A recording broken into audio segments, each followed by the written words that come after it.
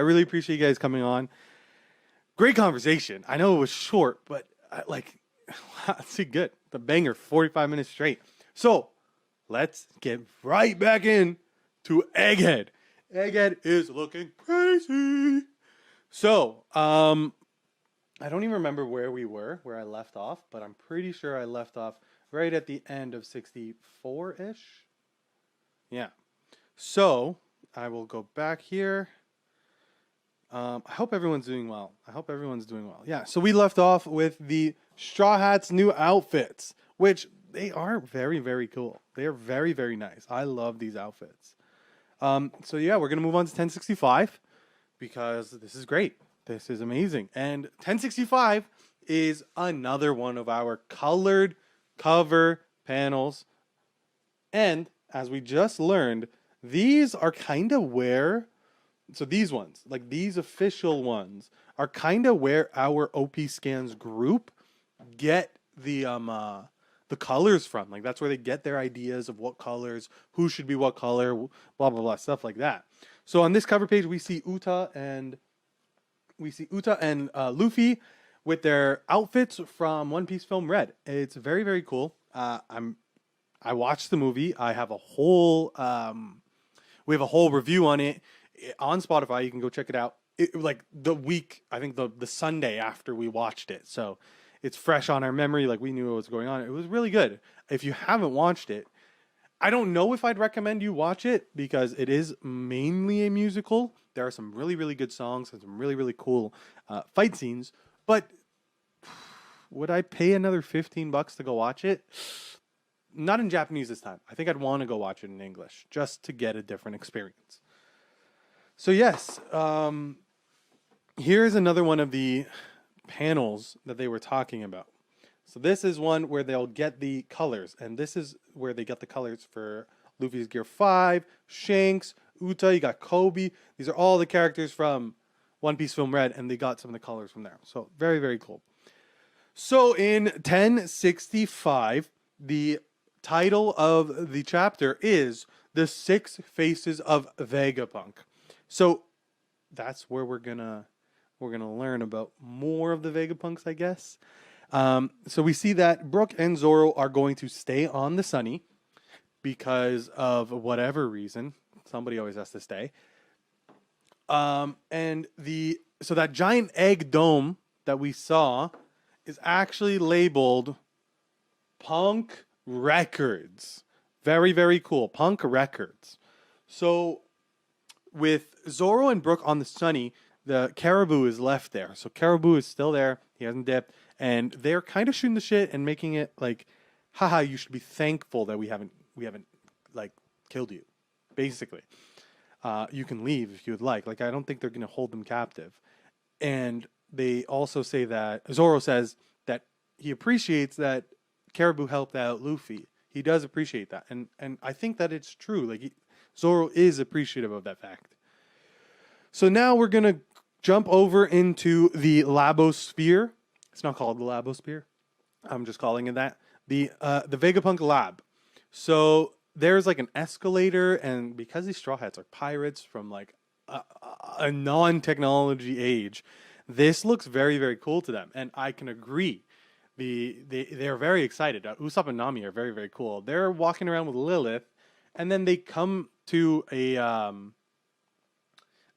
door where they're now talking about the power of Egghead and how the power of Egghead works.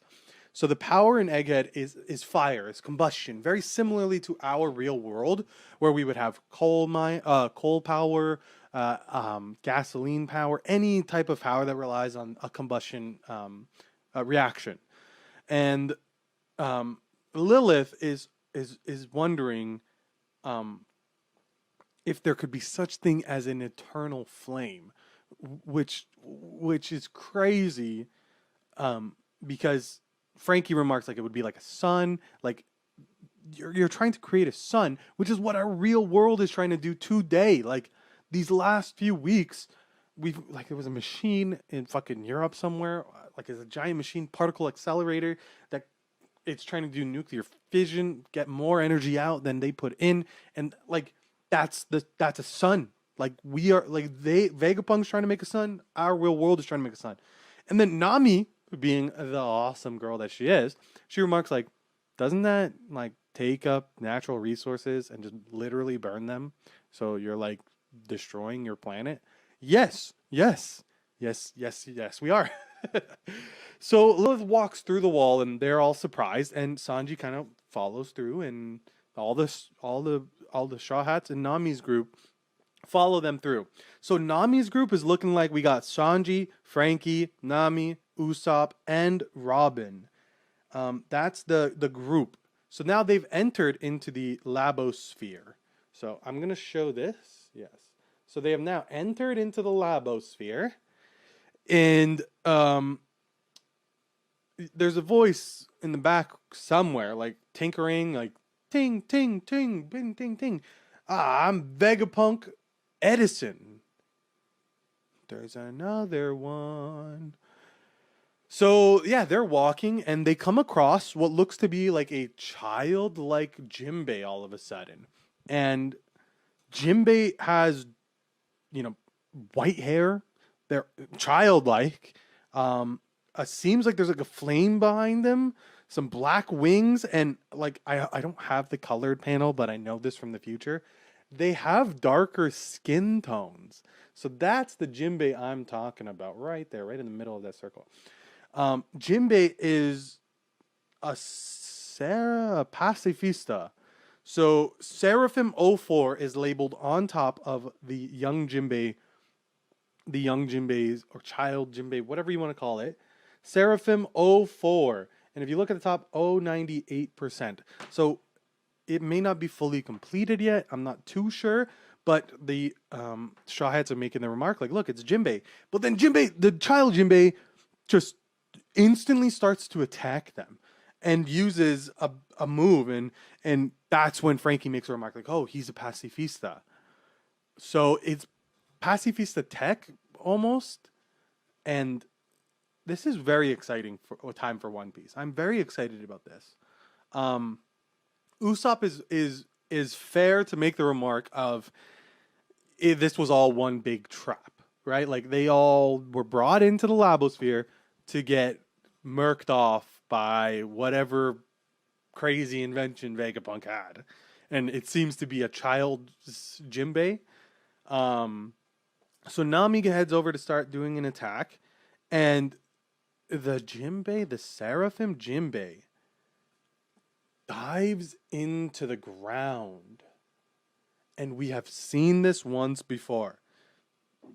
We have definitely seen this once before. Senor Pink! Senor Pink! Very cool.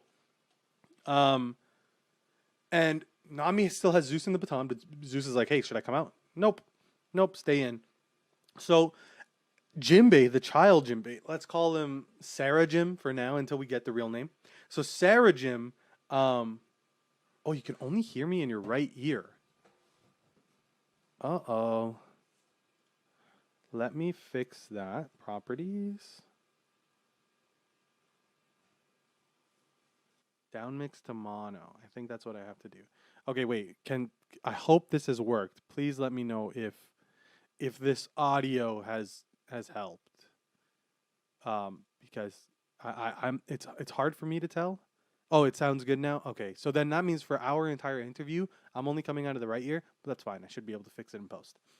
Yeah, so just for you guys here in chat right now, this is just my live recording session. So chat, I am looking at chat, and I appreciate chat, but I'm trying to get through these chapters as quickly as possible because I have a big list of events planned for today. So I'm going to continue. Desnez the Dwarf, Zub, 3-Day Trip, Straw Hat Lucas. Like, hello everybody. Straw Hat Desnez, I'm excited to have you guys on later. 3-Day Trip, I've seen you around in the community. Zub, I really appreciate having that conversation. Hopefully we can do it again in the future. Hopefully you had a good time. So anyway, yes. So we see that Sarah Jim is now chokeholding Nami. And my first reaction was, oh no, don't do that. Sanji's gonna go fucking ballistic on you, bro. And that is exactly what happens. Like, he signed his own death warrant, basically.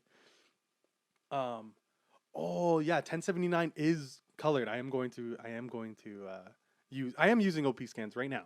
Please. Oh, I'm gonna. Oh, I can't type here, but whatever. I'm gonna drop the OP scans. Yeah, that's where that's what I'm reading from. So go check it out. It's actually like a very very useful tool. So yeah. Anyway, so we have this Sarah Jimbei as with a devil fruit from Senior Pink as a child, brown skin, wings, flame, white hair. Not Jimbei, but Jimbei. And then after that, Sarah Jim grabbed onto Nami. Sanji goes crazy and does this like crazy kick. Very, very cool. Robin, Robin jumps in there and attacks too. She uses two named attacks: Gigante Floor Sea Serpent and Snapdragon Spank. So basically, a bunch of hands come out from everywhere, and they're just gonna smack this Jimbei. They're both very, very upset. Robin and Sanji are both very upset that Nami is being hurt. So Usopp hops in and uses two named attacks again: Lethal Green Star and then Skull Explosion Grass. That works to no avail. Sarah Jimbei pops up, chokeholds Usopp. Like look at this. This is how our great brave warrior of the sea gets to live his life. Very, very fun. So they are starting to realize that it isn't Jimbei. It's not like we don't need to hold back. Frankie hops in and uses a sick move, Radical Beam.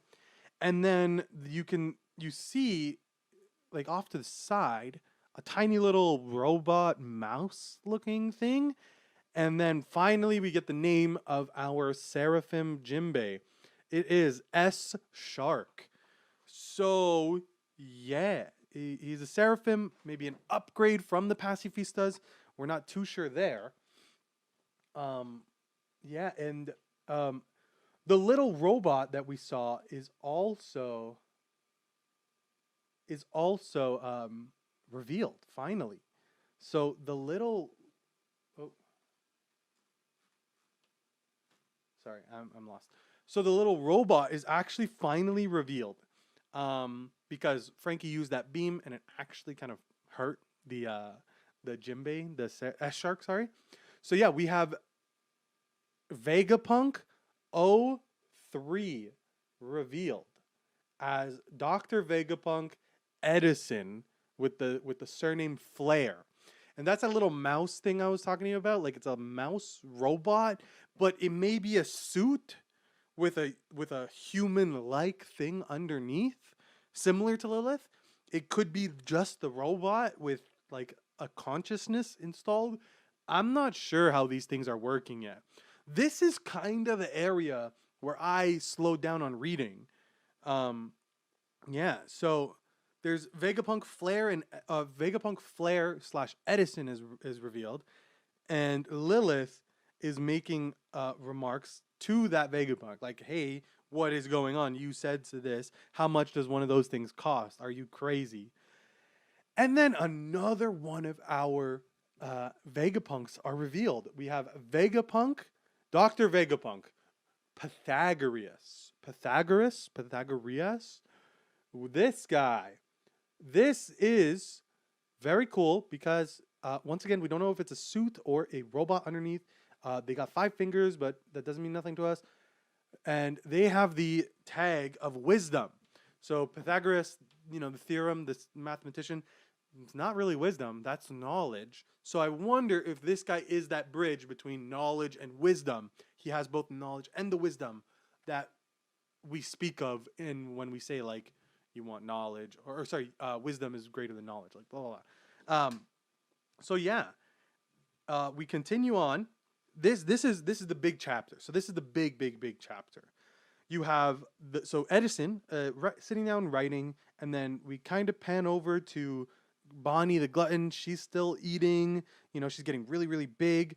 And then we go over to Pythagoras, where Pythagoras is working on something. So we can see that. Oh, let me move this pen.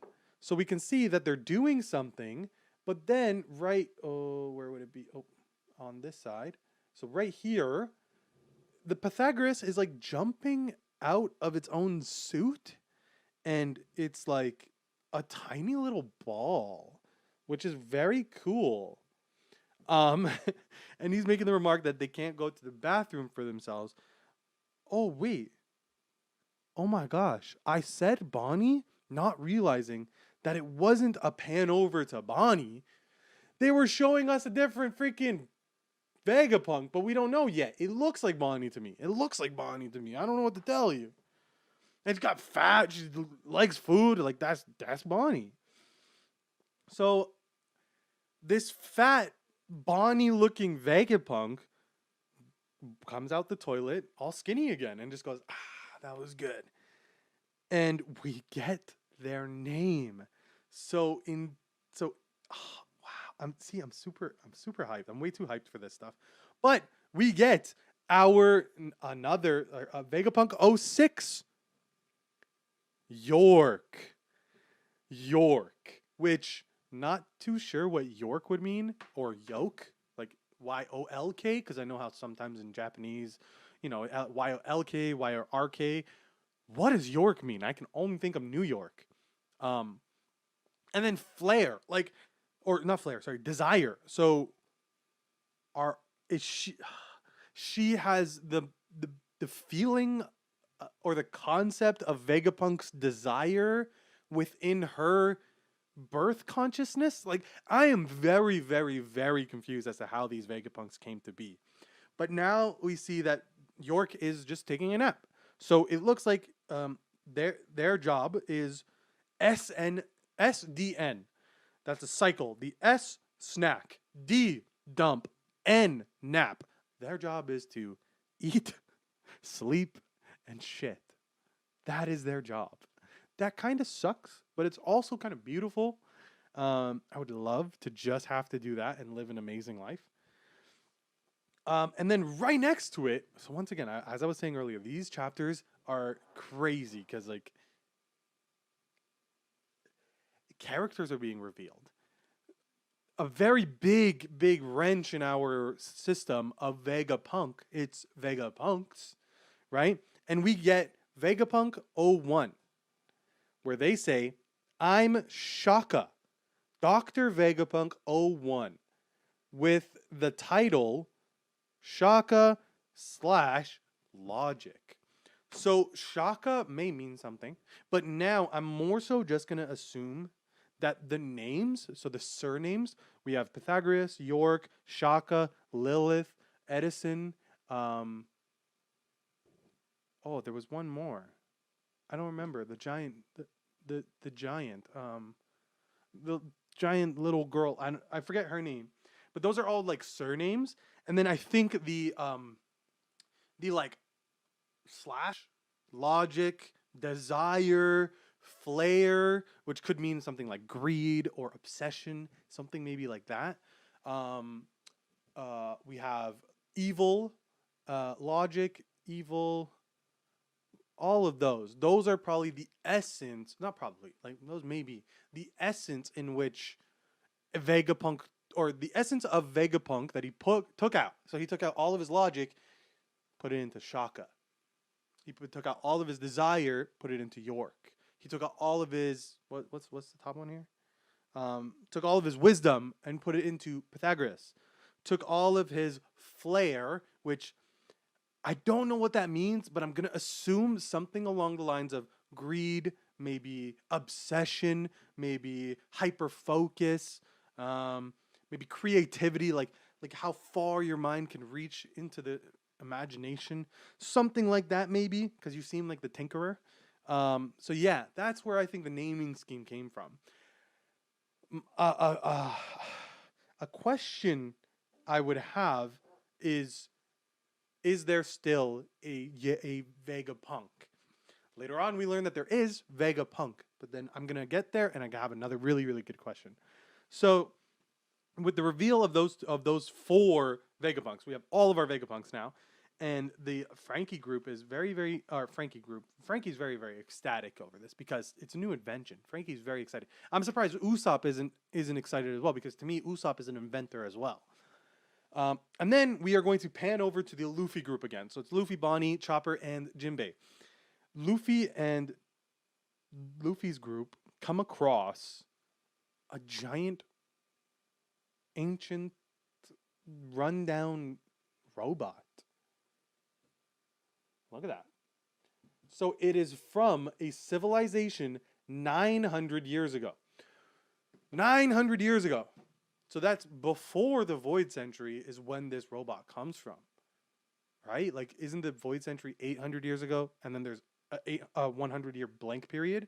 So it's like the robot comes out, and then 100 years, poof, something, Void Century, 100 years, and then the Great Pirate Era, where then Luffy now comes across it again, and Vegapunk has it at his island. Okay, very cool. Shaka is also speaking to Frankie and them, and he's asking for a full tour of the island. And they're talking about the technology and how it's futuristic and how it's very, very advanced, very, very cool, mind-boggling almost. And Shaka stops everybody and says, well, it's quite the contrary. This island's technology actually comes from the past. Huh? That's crazy. That's crazy. That's why we need to read more, because as you can see, I'm lucky I get to read through bang, bang, bang, bang, bang, 7 chapters. But imagine being left on that. Imagine being left on we're entering the Labosphere. Imagine being left on where's Vegapunk. That's where we're left with every chapter, every week, and it's very, very exciting. So we're going to continue with 1066, The Will of Ohara is the title.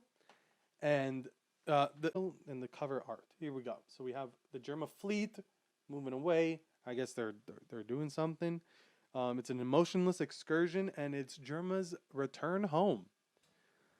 So we go back onto Egghead, where Nami's group is talking about the ancient kingdom. Robin also remarks of a machine created during the Void Century. I don't know where I would see this. Yeah, there's a machine. So they're going back and forth. It's mainly exposition right now, and they're kind of divulging into what's going on with Ohara and how that is tied into Robin and Vegapunk and where all of this stuff is coming from. So when talking about the Buster Call of Ohara, Shaka and everybody, they're exclaiming that Ohara knew about the ancient kingdom, and that was the big problem. So with Ohara knowing about the ancient kingdom and the Void Century, essentially, that's like dangerous territory for the government. They don't like that. So Nami's group is starting to get a little excited at the details being revealed, but also they're getting like shocked and surprised at what is actually being revealed. So like Vegapunk knew Clover, things like that. Clover was a pirate, like things like this, and then we get a glimpse at a younger Vegapunk. That big penis-looking substructure in the middle there, that is our Vegapunk before the events of division into the satellites. I hope that makes sense. So yeah, Clover was very interested into the Void Century. So when the Buster Call was being planned, a bunch of the people from Ohara, like, oh my gosh, look at how crazy this is. Look at how crazy this is. A bunch of the people from Ohara ended up putting the books, or some of the books, all the books, I'm not too sure, but they ended up putting some of the books into a man-made lake. And Shaka says, the clueless soldiers saw it and didn't realize its value. That was the great victory for Ohara. all of the books that we as the readers and the citizens of the One Piece world have presumed to be gone and lost were actually saved by the giants of Elbaf. That, like, I'm getting goosebumps because it's so touching. I like Robin is we're in a little bit of a flashback right now. But you can see Robin is getting emotional. This is a big emotional reveal for Robin. And it's beautiful because we've been with Robin for a very long time. Robin is not a super emotional character. One of the greatest scenes in all of One Piece is I want to live. Robin exclaiming her emotion to the world and to her friends. From that point forward, she has like developed her emotion a lot more, but still we don't see her cry, we don't see her get emotional, we don't see her have a temper tantrum. She's a very calm and collected woman, and it's to see that just talking about the saving of these books by people that she never knew. That's beautiful, and I agree with her being drawn to tears. So the flashback finishes and Robin is brought to tears. It is beautiful. And of course, Frankie is like, how dare you make Robin cry? And if you guys just want my little side note, Mademoiselle Robin, Miss Beautiful there, she's into Frankie. I have never seen two people want to knock rocks more than Frankie and Robin. As soon as they got back from Sabaody, Frankie was all over. He was very, very excited to see Robin and Luffy. Makes sense. But Robin. I think after like Dressrosa, you see him like carrying her. Like, oh man. Hey man. I could only want the best for you, Frankie. That's all I could ever want from you. So yes.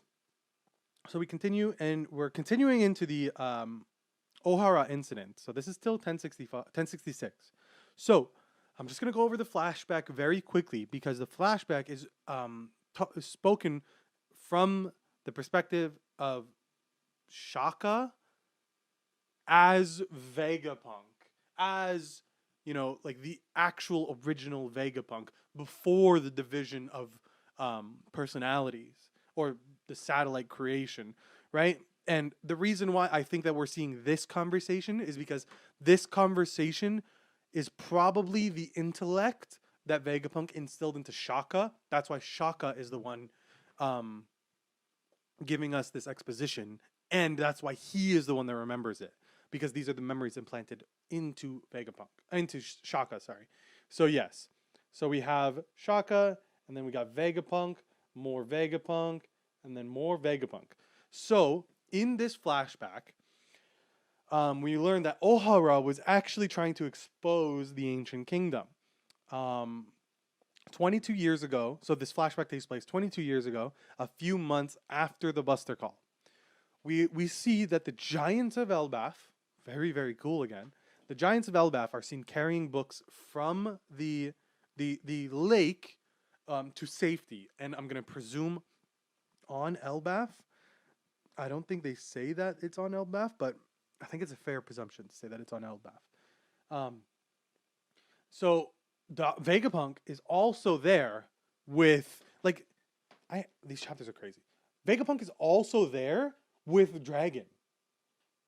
Like, this is 22 years ago, so it's Vegapunk at the age of 43 and Dragon at the age of 33. So this 22 years ago would be just about when Luffy was born. So Vegapunk is Luffy's mom? Okay. Sounds good with me. I don't care.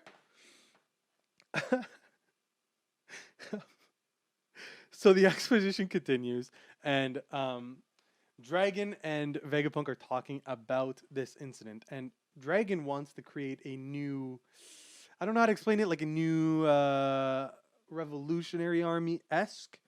And he's trying to recruit Vegapunk, but Vegapunk is basically like, nah, bro, the government has more money. Fair, fair, fair. And yeah, so all of the books were recovered, and Dragon is now explaining the process of creating the Revolutionary Army, where he recruits Ivankov and Kuma, and they form this Revolutionary Army that is finally established. So our Nami group, our Vegapunk Nami group is our Vegapunk.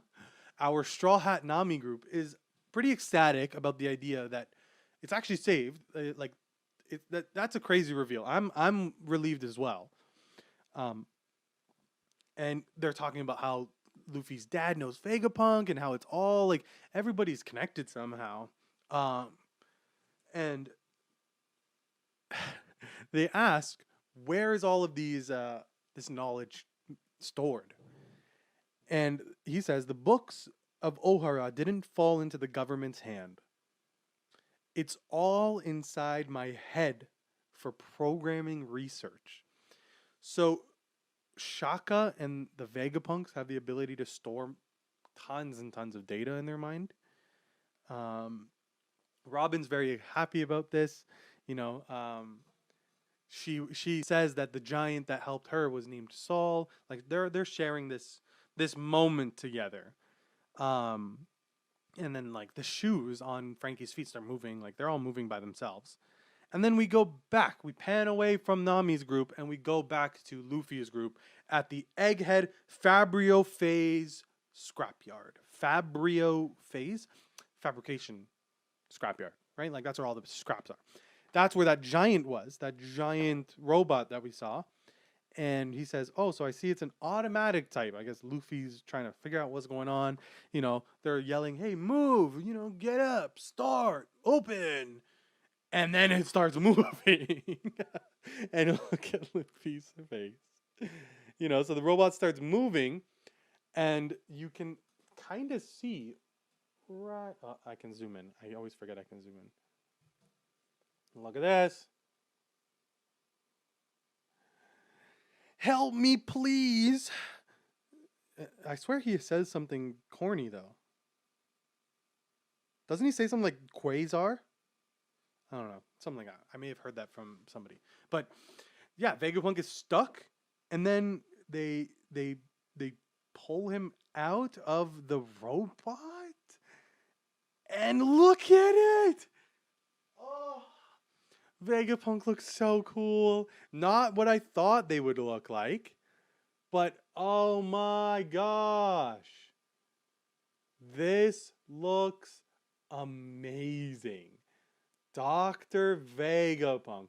We see got a little apple on the head, a long tongue, similar to that, what is his name? Peru? Pika Pika? The sugar fruit guy. He shoots arrows and stuff. He had the long tongue, so is Vegapunk a part of a different race? If so, then why aren't the satellites a part of that same race? Shit's turning. So yes, Vegapunk is finally revealed. Yeah, like yay.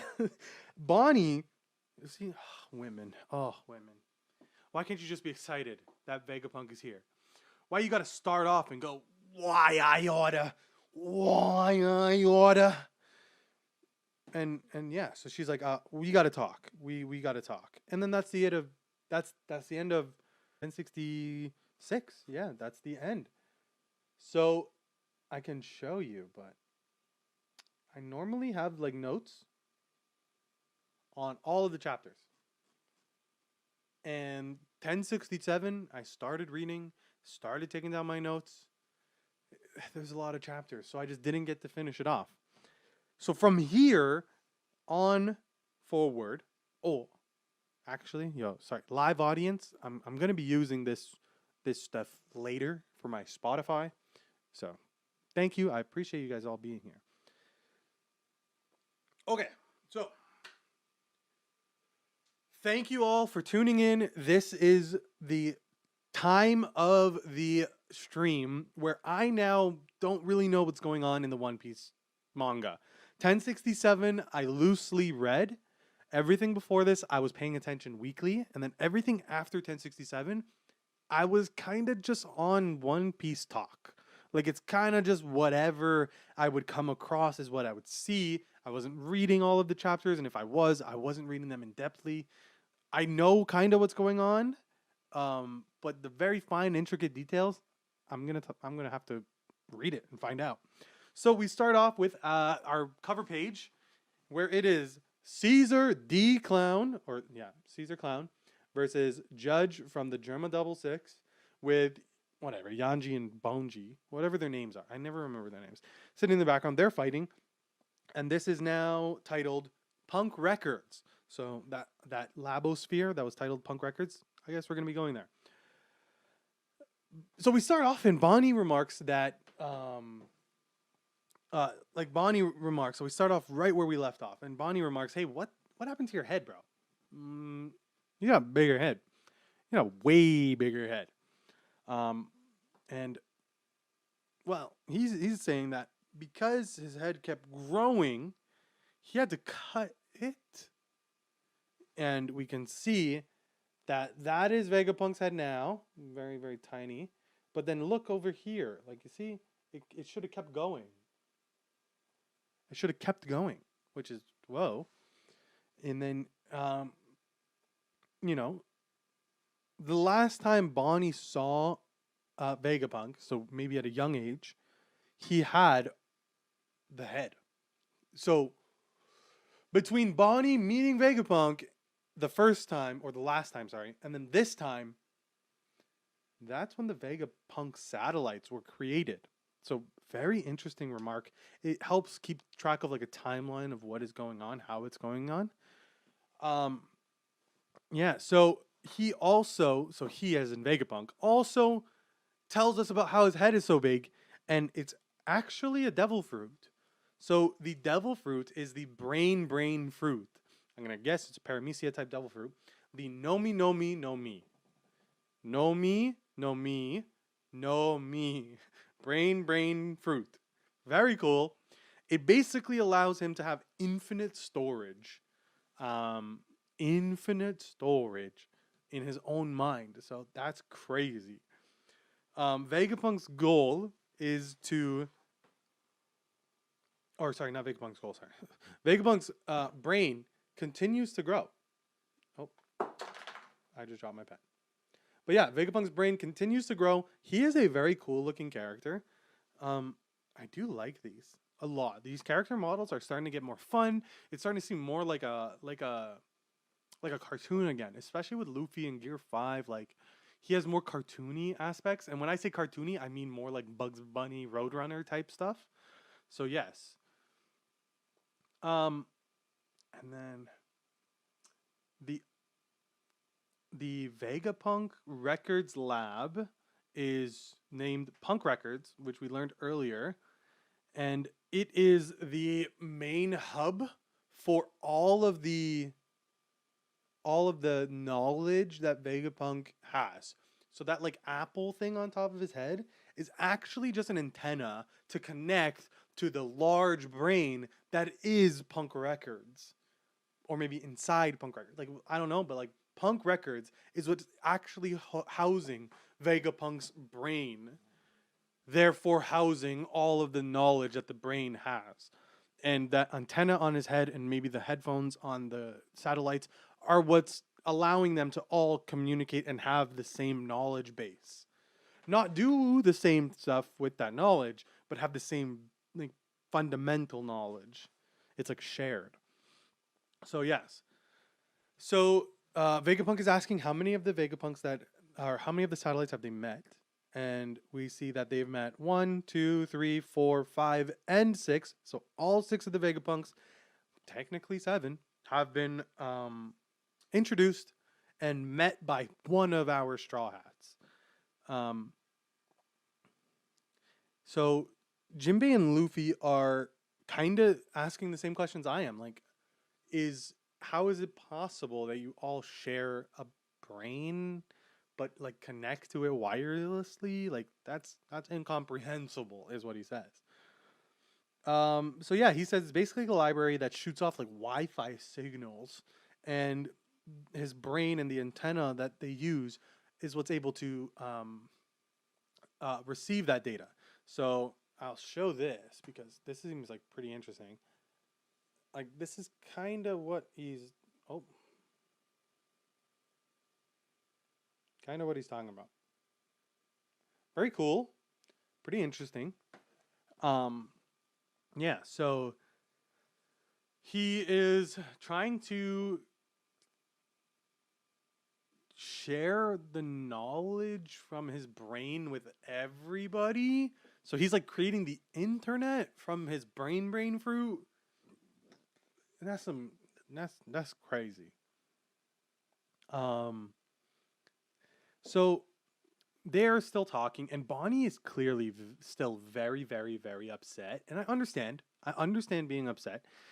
You did that to her father, but like, see, I don't know if you did that to their father. Like, is the Vegapunk we meet right now the same Vegapunk that was just talking to Dragon a few chapters ago, like, or last chapter? Like the Vegapunk from 22 years ago, before the satellites, is that the same Vegapunk we have today? Or did he, like, in taking out wisdom and, evil and, greed and, creativity, blah, blah, blah, all he's left with is this childlike state of mind, like this childlike, not appreciation, but like almost imagination. Like it's not tainted by the experience of man, right? Like he's just, I didn't want this stuff, take it. So that's why he's like pretty happy-go-lucky, pretty smiley, I just want to help everybody, because all of the evil that is the One Piece world is in the other satellites. So maybe that's the reason. I'm not too sure. I'd like to learn more about this. This is very interesting. So Bonnie takes the lightsaber and is ready to fuck some shit up, like hurt this guy, very much not have a good time with him. She's crying now, and she's like, this is not okay. And then she goes to like cry, and then she starts foaming at the mouth. She fainted over the excitement that was that conversation. Like very, very interesting. I'm not really sure how they got there. And Vegapunk is sympathetic towards Bonnie's reason for wanting to kill him, right? Like he's like, yeah, like the rumor's true. Like, yeah, like I did that. And then he's asking like, he's asking, the dragon that isn't Kaido, like what color is it? What color is it? Hold on, I'm gonna see exactly what he's saying. It seems that he ate it. Yeah, you see, so he goes, but the growth won't be the same as the original fruit, but it was a success. He can spit fire and call on powerful things. He's the guardian deity of Wano now. And Vegapunk then asks, what color is it? Luffy goes, it's pink. And he goes, God damn it. Smashes his head on the fucking table because he goes, see, I told you it was a failure. How were we supposed to know that the pink was the failure part?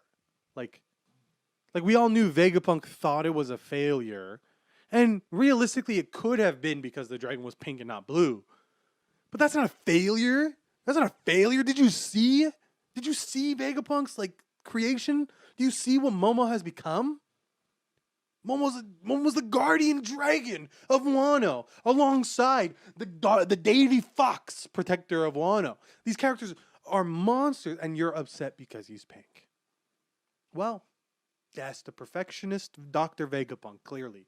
That's what we get with Dr. Vegapunk. So, not bad. Pretty good. I'm pretty excited about this now.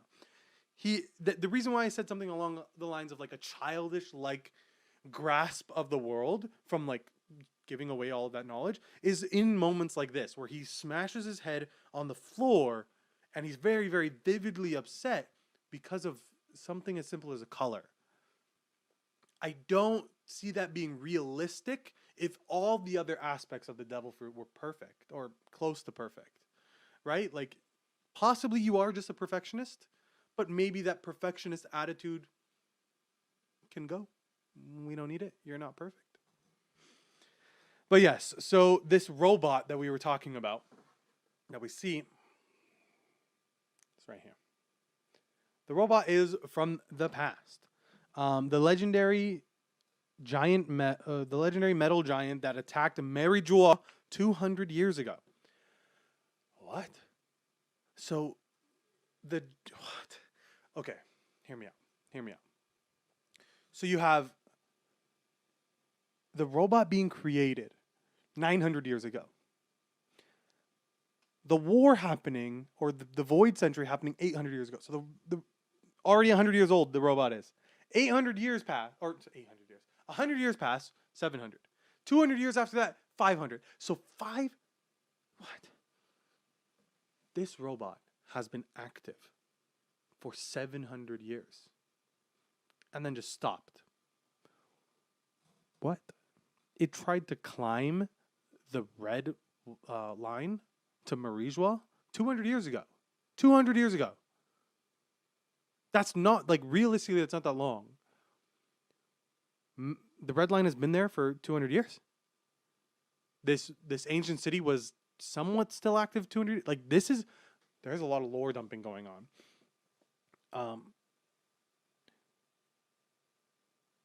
And it says that the machine was probably created more than 900 years ago. They just have to assume 900 years because that's the furthest back that they're going. But it could be older. Like, what? So the government ordered that the robot be destroyed. Vegapunk said, "Nah, I'm taking it," brought it to his island. So then, like, the conversation starts simultaneously happening between Nami's group and Luffy's group, although they're at different parts, because Nami's group is looking on the security cameras at the scrapyard where Luffy and them are at, and they're talking about this robot. So Shaka then says, "Yes, this is the robot that climbed the red line 200 years ago."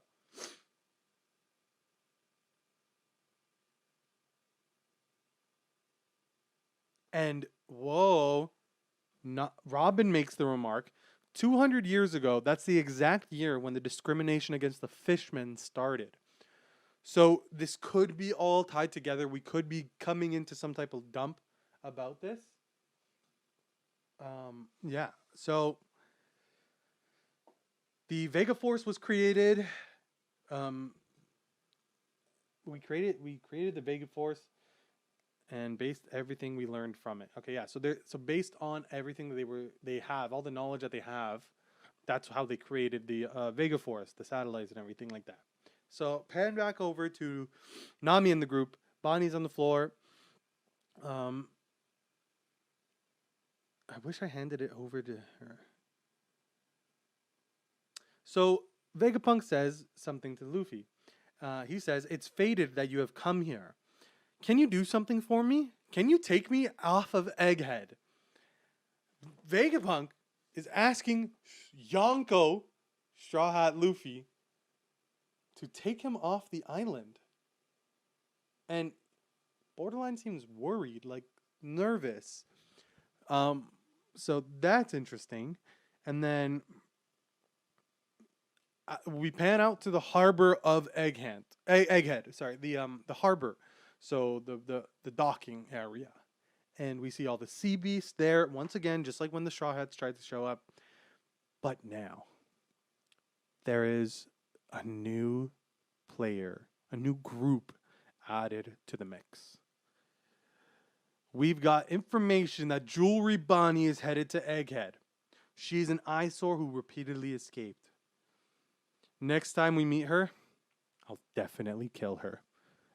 Our friends, Cypher Pole, Aegis Zero. Very fun. They are now on Egghead. Cypher Pole's on Egghead now. And Lilith just says, "Yeah, let them enter. Rob Lucci is the assassin, right? Yeah, come on in." The Nami's group is like, "Oh my god, Rob Lucci's here. We gotta get out of here. Oh no, I hate him. Please don't let him enter. Robin, don't worry, I'll protect you." See, that's Sanji saying it to Robin. And then Shaka says, prepare to intercept them. Decline their request. So he's saying no. No to the Aegis, no to the Cypher Pole. So then we pan over to Kamabaka Kingdom. The great Kamabaka Kingdom. And Dragon, like someone's yelling Dragon's name, saying something's going on. Something is a rock. And once again, our favorite boy, Kuma. The actual Kuma this time, all fucking cyborged out, looking crazy, like giant. And like he just gets up and he's just running and he falls over and smashes his head, and like he gets up and he keeps going, and they're wondering if he's being controlled by the world government. Let me take a sip of water.